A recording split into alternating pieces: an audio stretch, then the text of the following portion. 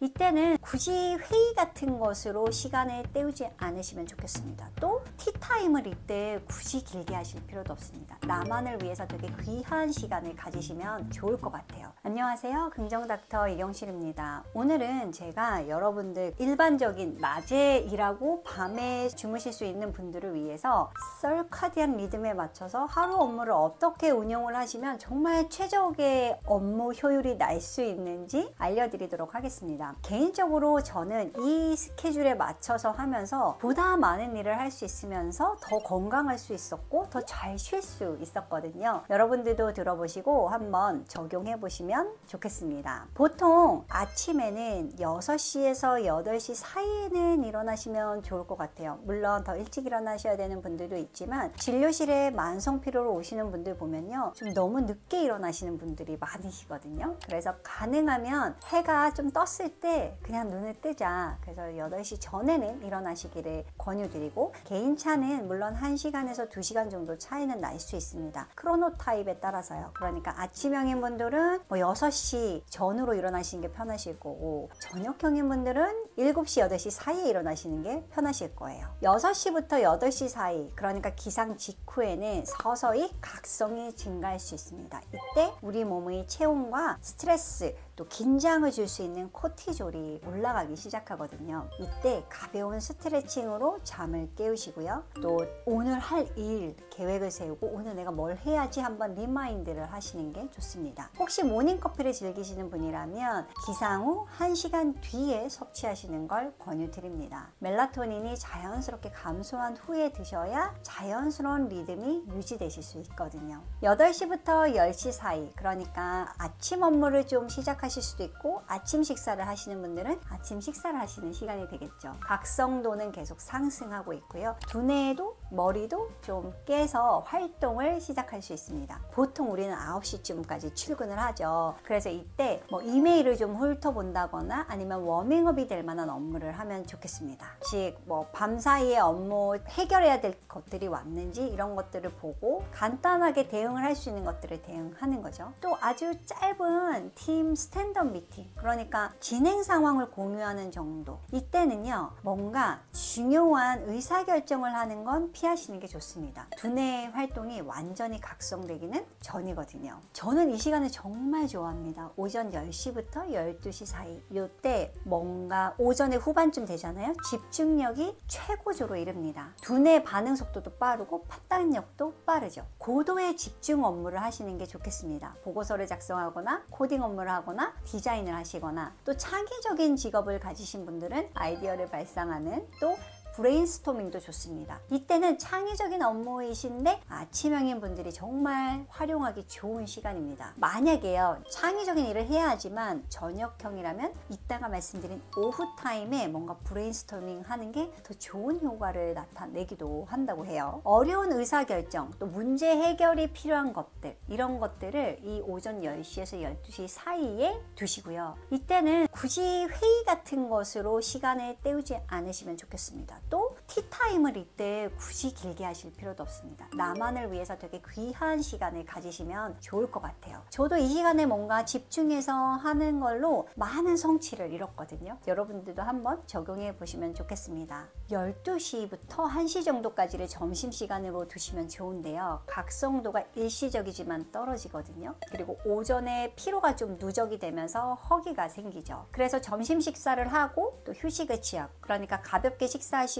산책으로 재충전을 하는 겁니다. 만약에 그 전날 너무 일이 많았거나 하셔서 너무 피곤하다면 파워냅, 그러니까 20분 이내의 낮잠 정도는 좋습니다. 아니면 스트레칭. 저 같은 경우는 이때 유연성 위주의 운동을 즐겨서 하고 있습니다. 이때 근데요, 과식을 주의하셔야 됩니다. 그 푸드 코마라고 할 수 있는 식후 혈당이 갑자기 올랐다 떨어지면서 식곤증으로 너무 괴로울 수 있으니까요, 점심은 너무 과하지 않게 드시면 좋겠습니다. 1시부터 3시까지 오후 때 초반인데요. 이때는 사실 생체 리듬이 최저점을 이룹니다. 그래서 노곤노곤하고 졸음도 오고, 흔히 말하는 식후 딥 상태로 갈 수 있거든요. 그래서 이때는 일을 안 하면 좋지만 우리가 또 그럴 순 없잖아요. 그래서 단순 업무 위주로 배정하시면 됩니다. 뭐 이메일을 회신한다거나 자료를 정리한다거나 데이터를 입력하거나 단순 노동 같은 것들을 하시면 좋습니다. 또 정례 회의 이런 거 있잖아요. 좀 주기적으로 해야 되는 회의들, 중요도는 낮은 내부 회의, 그다음 보고 이런 것들은 이 시간대 하시면 좋습니다. 또 부하 직원과의 코칭이나 멘토링으로 이런 시간에 가벼운 대화 위주의 면담을 하면서 시간을 보내는 것도 효율적으로 보내실 수 있죠. 그러니까 기억할 건 이 시간대는 인지 능력이 좀 저하되어 있다. 그리고 중요한 업무보다는 단순 작업 위주의 것들, 그리고 집중해서 일하게 하기 위한 준비 작업들, 이런 것들을 하면 좋고요. 졸음이 심할 땐 15분 정도의 파워냅이 도움이 될 수 있다. 제가 하루 중에 두 번째로 좋아하는 시간 오후 3시부터 5시까지인데요. 오후의 후반이죠. 이때 각성도가 재상승합니다. 두 번째 이제 바람이라고 보통 얘기하는데요. 협업, 소통 업무 이런 걸 하면 너무 좋아요. 클라이언트들과 아주 의사결정에 도움이 될 만한 이런 미팅, 외부 미팅, 보고 미팅 이런 것들 중요한 미팅들을 잡으시는 게 좋습니다. 이 시간에 소개팅 잡는 분들도 계시더라고요. 소개팅 하기도 좋은 시간입니다. 왜냐하면 상대방을 좀 더 정확하게 판단할 수 있거든요. 그리고 특히 이제 저녁형이신 분들 중에 브레인스토밍을 이때 하면 정말 아이디어가 샘솟는 걸 느끼실 거예요. 업무 피드백을 하기도 좋습니다. 그러니까 단순한 정서 관리 이런 거 말고요. 업무와 관련된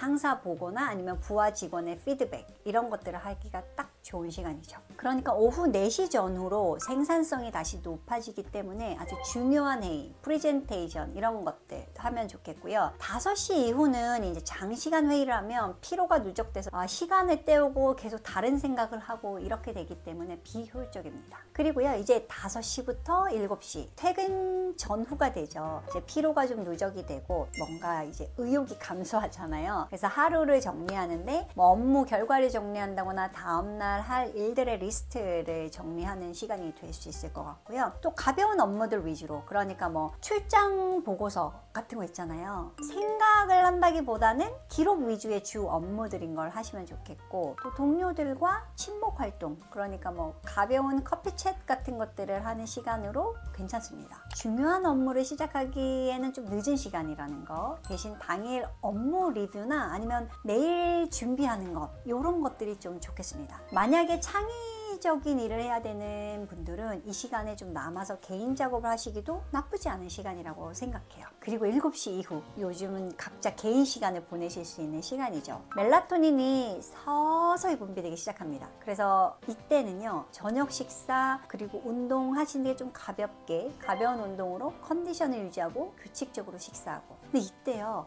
자기 개발하기는 괜찮습니다. 뭐 요즘 유튜브로 강의 듣는 분들도 좋죠. 온라인 강의를 듣거나 책을 읽거나. 물론 막 시험 공부를 하기에는 조금 애매한 시간이긴 하지만 그냥 전반적인 내 자기 개발을 위해서는 적합한 시간이라고 생각합니다. 즉 취미 활동, 스트레스를 해소할 수 있는 시간, 가족과의 시간, 이런 것들에 좋은 시간이 되는 거죠. 그렇지만 과도한 운동이나 업무 연장 이런 것들은 조금 피하시는 게 좋고, 왜냐하면 잠의 방해가 될 수 있거든요. 그리고 보통 한 9시 이후는 제가 핸드폰을 좀 안 보시면 좋겠다 이렇게 의견을 드리긴 해요. 늘 그러시는 거는 현실적으로 불가능하다 하더라도 일주일에, 그러니까 이틀에 한 번이나 3일에 한 번 정도는 디지털 디톡스를 하시는 게 필수적입니다. 그러면 만약에 내가 운동을 한다면 언제 해야 할까? 보통 이제 퇴근하고 열심히 하시는 분들 계신데, 가끔 내가 이렇게 하니까 잠이 안 오더라 하면 진짜 운동 강도를 세게 하실 수 있는 분들이거든요. 이런 분들은 가능하면 좀 이른 시간으로 당길 수 있는지 한번 일정을 찾아보시는 게 좋습니다. 저도 퇴근하고 근력 운동하니까요, 뭔가 너무 명료해져서 잠이 안 오더라고요. 그리고 그때 프로틴 파우더를 먹는 것 아니면 단백질을 먹는 것도 좀 부담되고요. 그래서 저는 점심시간을 이용해서 운동을 하고 있습니다. 여러분들도 일상에서 좀 적용할 수 있는 것들을 현명하게 적용해 보시면 좋을 것 같아요. 제가 오늘 이 오늘 말씀드린 이 코र्스가요, 사실 제가 한 10년 전에 하버드 비즈니스 스쿨에서 나오는 칼럼에서 이 멜라토닌과 코티졸의 흐름, 서케디안 리듬에 따라서 업무를 배정했더니 업무 생산성도 높았고 그 회사의 프로덕트도 너무 좋았다, 이런 칼럼을 보고 제 개인의 일상에 적용하게 됐는데